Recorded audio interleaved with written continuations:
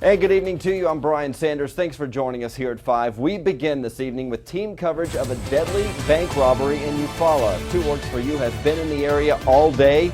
Nathan Edwards is in Eufaula learning about the victims, but we go first to Joe Hinkey just south of Shakota, where it all came to an end. Joe.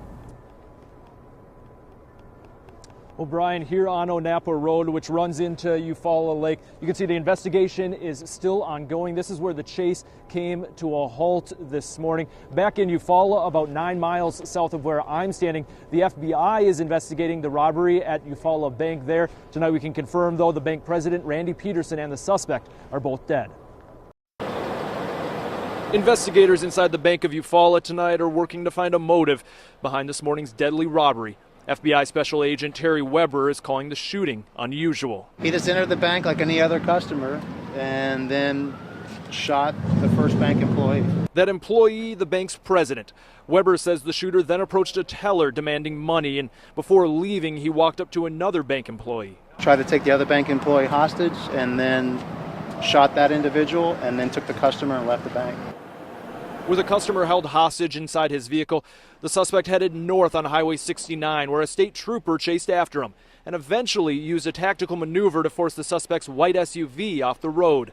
Then the suspect and trooper exchanged gunfire. The suspect was hit and killed. The hostage also hit, but only injured.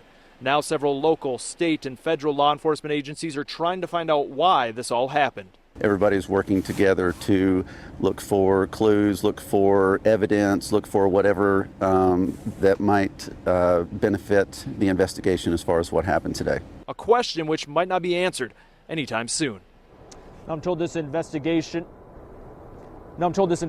remains in the early stages, and the second bank employee hit, as well as the hostage, both of them went into surgery earlier today but are out and expected to survive. Now, as far as the suspect goes, that individual has not been identified yet, but we did learn at the time of the robbery he was wearing women's clothing. Coming up at 6, I'll let you know what else we're learning about that suspect here tonight. Live in McIntosh County, Joe Hinkey, 2 Works for You.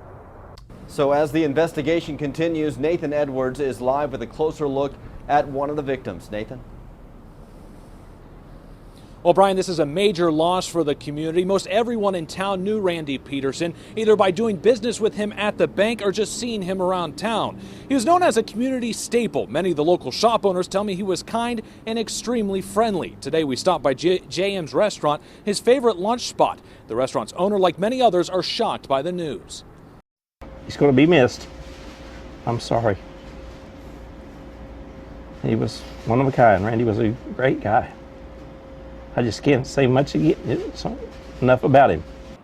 We're also learning tonight the other person shot inside the bank is Betty Howell. She was taken to a Tulsa hospital. Authorities tell us she's gone through surgery and is expected to survive. Tonight at 6, we speak with another one of Randy's friends to learn more about the impact he had on this community. Live in Eufaula, Nathan Edwards, 2 Works for You.